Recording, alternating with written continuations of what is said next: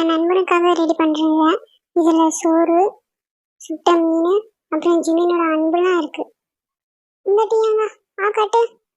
சாப்பாடு போட்டதுக்கு ரொம்ப நன்றி. என்னடா எழுந்து போயிட்ட? பாரு அவன் போறான்.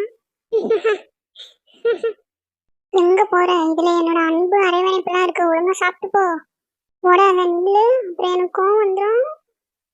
பண்டாவரிடம் போட. இப்ப பாரு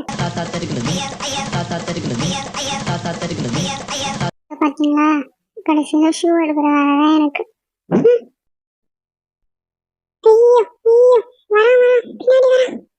டேய், இதுல என் அன்பு அரவணைப்பு இருக்கு. ஒழுங்கா சாப்பிடுன்னு சொன்ன. சாப்பிடு.